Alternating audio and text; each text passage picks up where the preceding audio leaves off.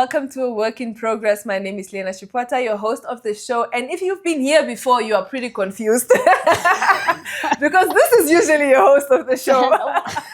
But today she is my guest, and we need to speak a little bit more about her today because, we don't really know much about her. She's always the one asking people about their lives, but today I get to speak to NAHENDA. Now, if you don't know what she does, she is a stylist. She works in the film production. She does so much around entertainment. She's also currently a content creator, and I'm excited to speak more about that. Please help me welcome NAHENDA. Virtual claps, everybody. Virtual claps. Hi, y'all. I came to do my official handover. So I feel so privileged. Yeah.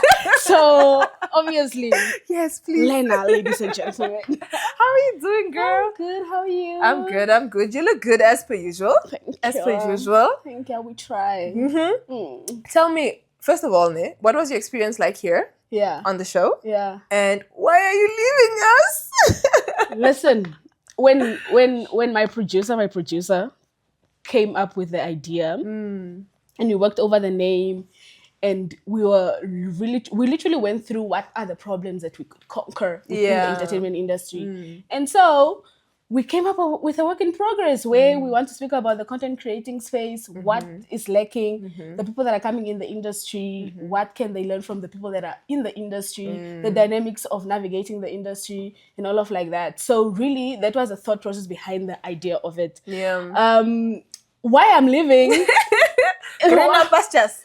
Greener pastures, obviously. Yeah. But also, I am expanding into different conversations. Yeah. Because a conversation must always be had. Yes. So I'm not saying I'm leaving in the talking. I'm always gonna yap for the rest of my life.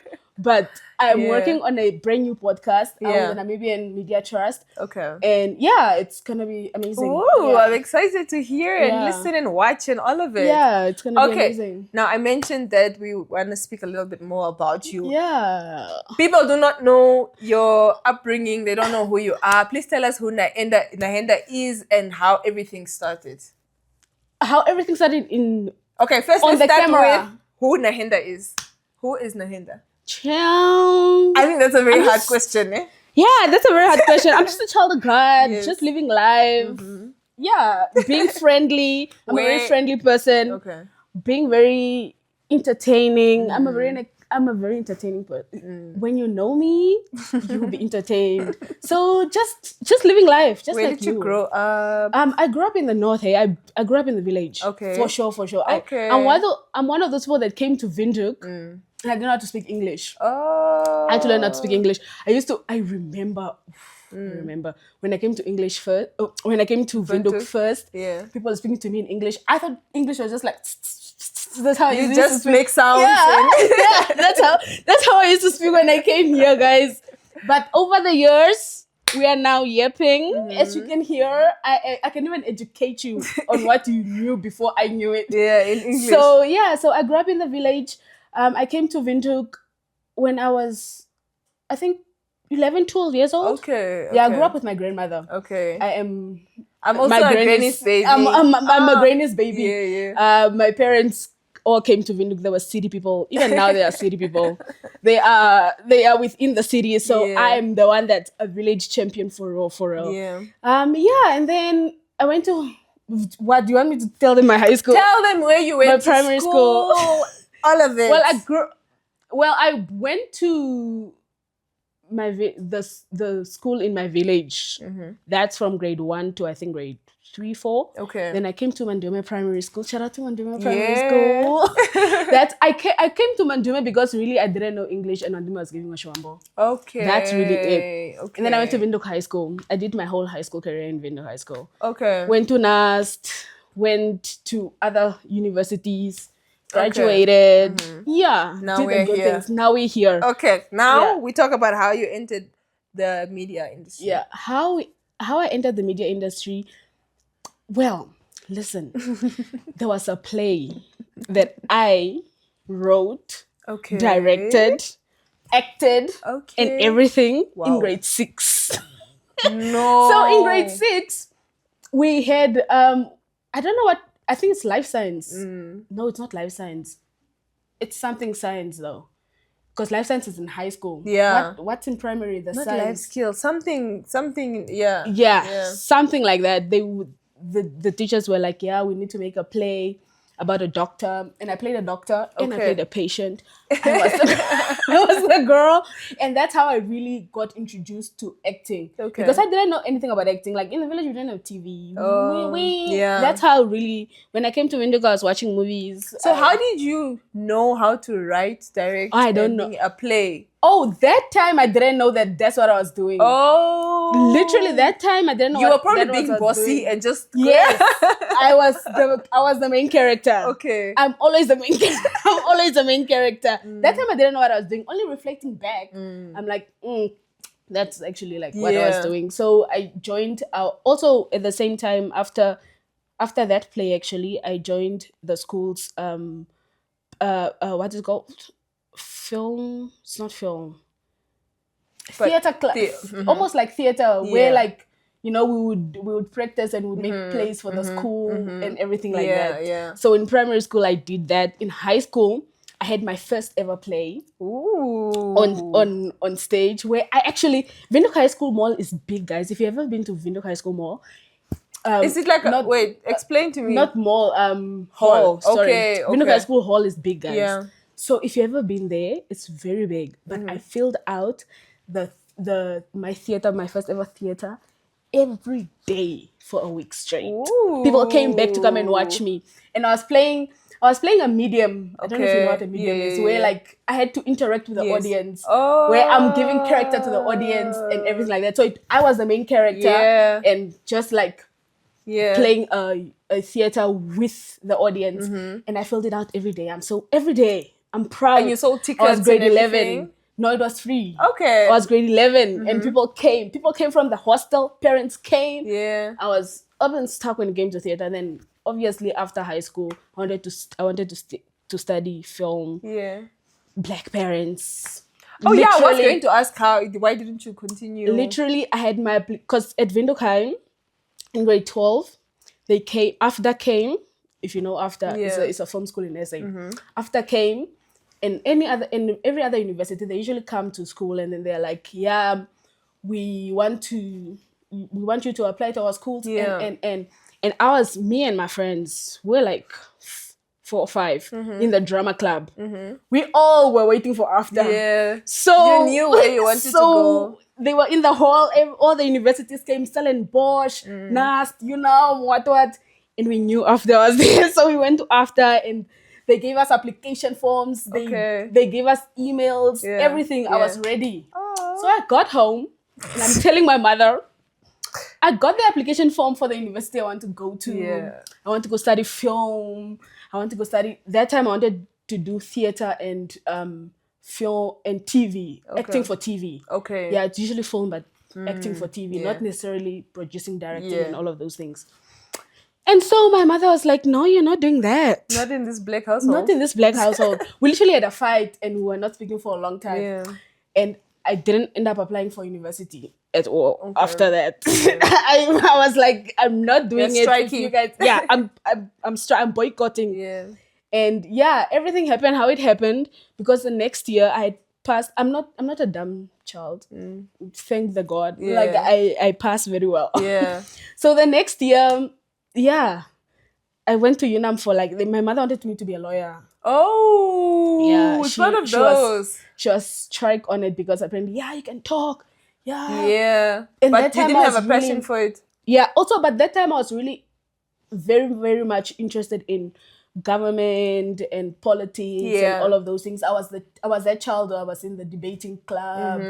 I was the quiz representing commerce where I was that child. So she wanted me to do that and I wanted to do the art.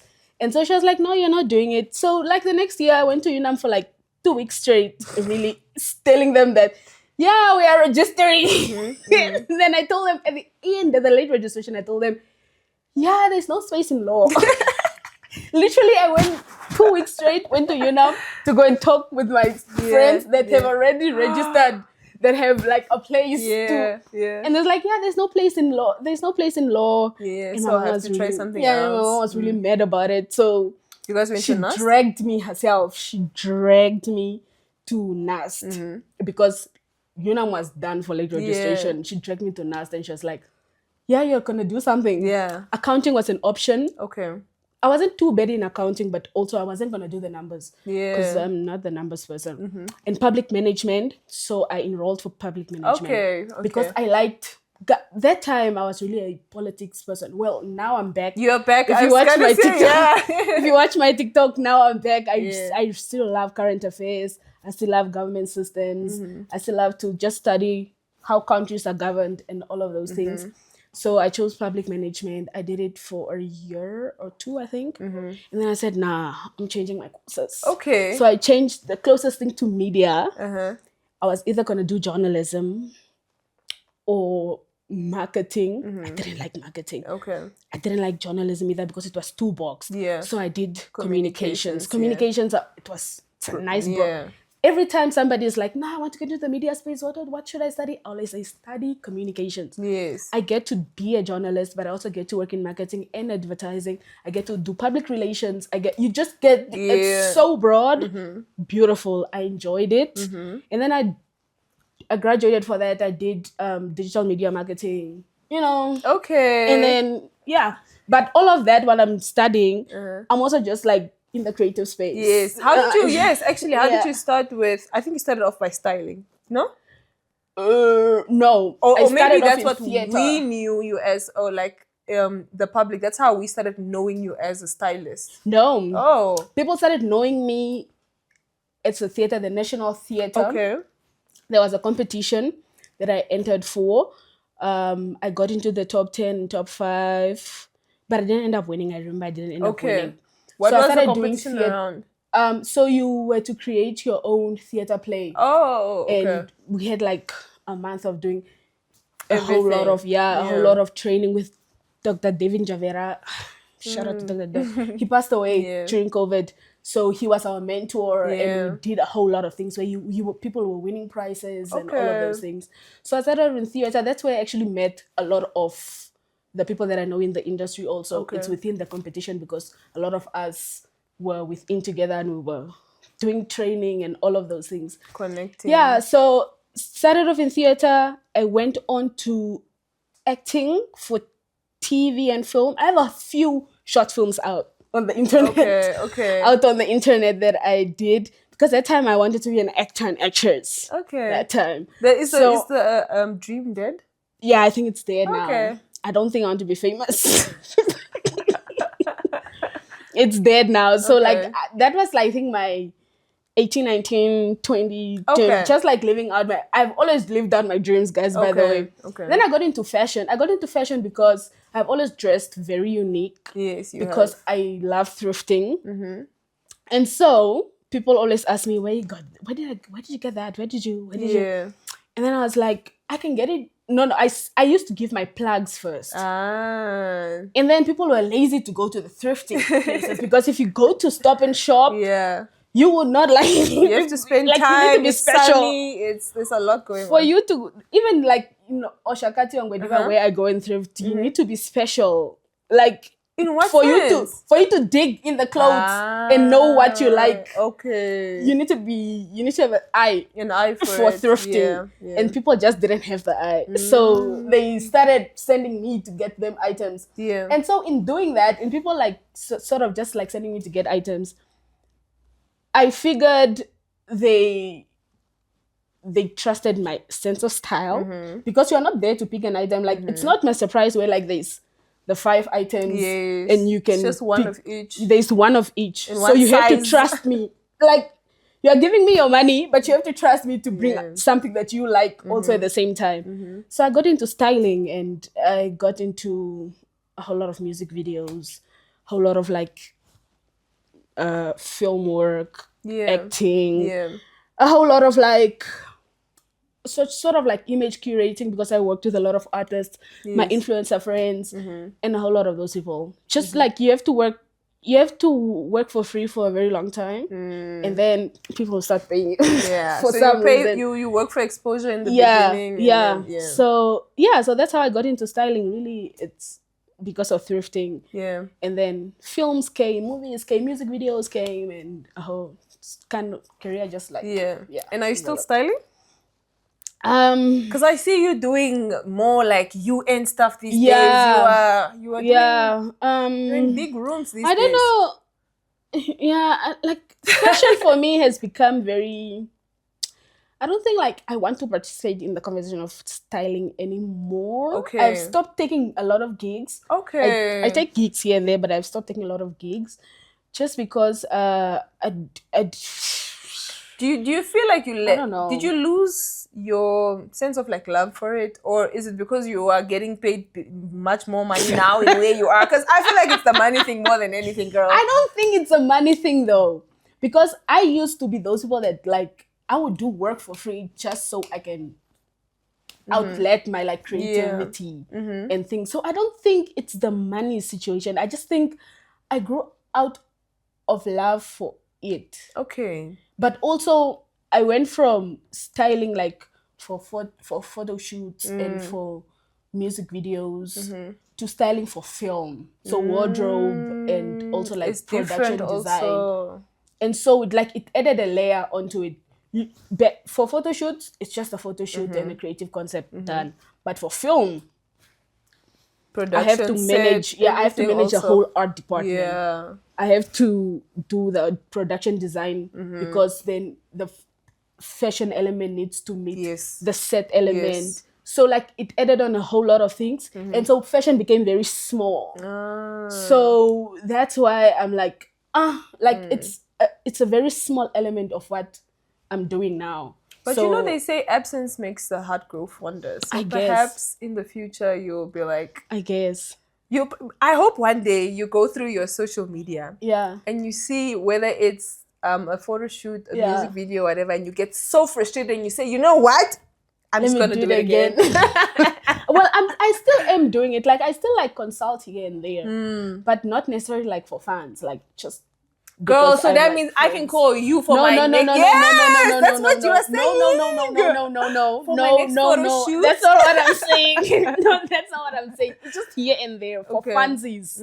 That's it. But now I'm really into film. Yeah. First of all, I completed like 2 documentaries. I produced a documentary last year. Ooh, it was very amazing. Okay. I also did a documentary in 2022 that was very amazing. Okay. And then you are eating the big bucks. You are, you are one of the... Okay. And I have my first feature film last year with DSTV and MultiChoice, so that was amazing. Oh, which one was it? Luvinda. Okay. Yeah, it's a thriller. That's first Namibian ever thriller. If you watch it, I'm telling you. Where can they watch it? It's on Showmax. Okay. Yeah, it's on Showmax, so you can always watch it. Then also I have a TV series out with JPF that was also very, very, very amazing. Okay. So getting into film sort of just like made fashion very small. Yes. And now I'm into film and I'm into politics again. I don't know how I got drilled. Let's go into politics. Actually, I started seeing your TikToks. You know what?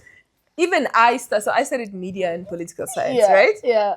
So the politics aspect of things is quite interesting for me as well. But I like the way you break it down. I think there's an art in the way you do it. You really make people understand what the case is around, and it's just so lovely, man. I get a lot of it. Like, now you know how to break it down so I understand something. Yes, because not everybody understands political terms. Big words journalists use, all of these things. And also, it's not everybody that's reading newspapers every single day, reading articles. So the way you do it is amazing. Like, what triggered that? I think it's journalism, because when I finished studying, I'm an agency baby. I was working with agencies, marketing, creative strategies, and all of those things. But I got into a publication. I got into a publication and I got into journalism. So I was working with a lot of journalists who were attending events. We were writing articles. We were documenting events and all of those things. And so I fell in love with journalism. I still am. Like, journalism, I think, like, is surpassing fashion, guys. Like, I fell in love with journalism, and also from my storytelling background, I knew that, like, news is not it's not exciting. Like nobody wants to know Yeah. about like a killing, or nobody wants to know about like green hydrogen. Nobody wants to know about like the nitty and gritty stuff Or they of a think country. they don't want to know. Yeah, or they think they don't want to Yeah. know, or like it's the way news is presented that I think exactly. it's not fun. So even now I'm literally pushing for media diversification in Namibia. Yeah. So people can get different ways of how to consume information. Yes, 100%. That's why I even jumped on a podcast like Yeah. a work in progress, just Yeah. to say let's have conversations, but let's have them in creative ways of how Yes. to make people get interested. And that's the reason behind my TikTok, really. It's just taking news and also making it easier for people and digestible for people to understand. Yeah. Because I can understand the complexity of it, like, but that's because from my journalism background, I just have disposable information also. Yeah. I just happen to know a little bit of too much Yes. sometimes. And so I can break it down, use my storytelling background, but also use very humorous way of doing it, because for some reason I'm funny. You are. You really are. Like, guys, you need to watch NAHENDA's TikToks, ne? Honestly, every time I watch them, and they are long. Yes, They are very long. are. I put them on 2 times speed, and I sit and I do whatever I need to do, and I listen to NAHENDA. I'm like, oh, this is what I missed. Yeah. This is exactly what So I like missed. just make it funny and people are able to sort of have a discourse. Really, the reason behind my TikTok is really to open discussions. Yeah. Not necessarily to like informing, nice. Like you didn't know about green hydrogen, you didn't know about oil and gas, you didn't know about petroleum fund, you didn't know about all of these things, about going to vote and all of these things. But really it's to make you a part of the conversation, or like maybe like question why you didn't register to vote, for example. You see, in So, today's world of social media and people being glued to their phones, why do you think what is the importance of having people join in on these kinds of conversations and doing it in the way that you do it? It's really to make informed decisions, because especially a lot of young people, especially in Namibia specifically, we are not a part of conversations because they are not, they're not fun. More than People want anything. to be on Instagram and they want to, which is not Because the world is moving in that direction. Yeah, the world is moving in that direction. It's not a bad thing at all to be on Instagram and sort of like show off and be like, here, look at me, guys. I'm doing A, B, C, and D. But also in real life, where you're from, voting matters. Yeah, things are happening. Because your light streets are not on for 6 months. You don't know why.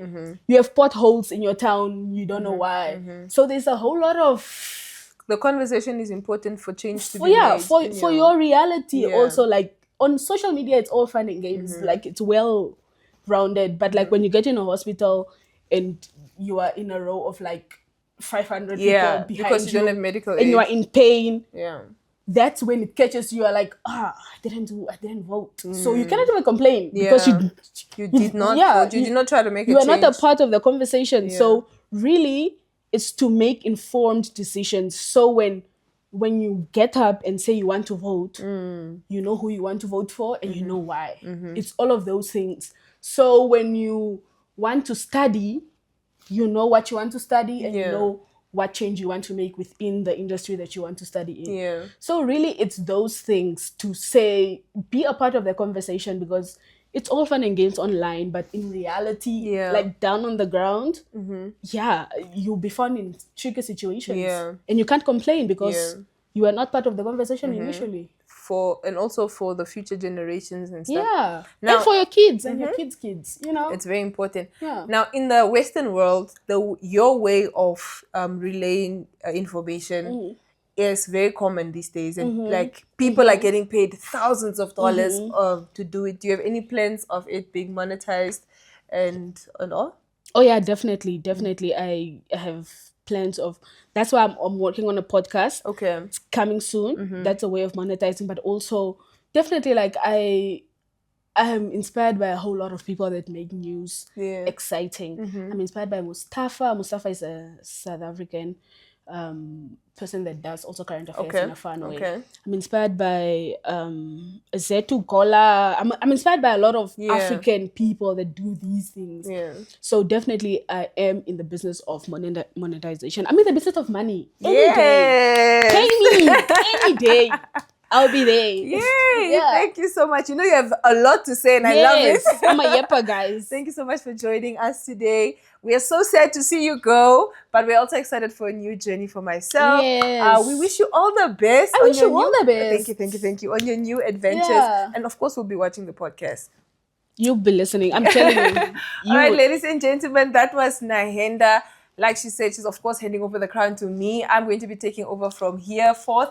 And if you are new here, don't forget to like, comment, and subscribe. Until next time, bye. Bye.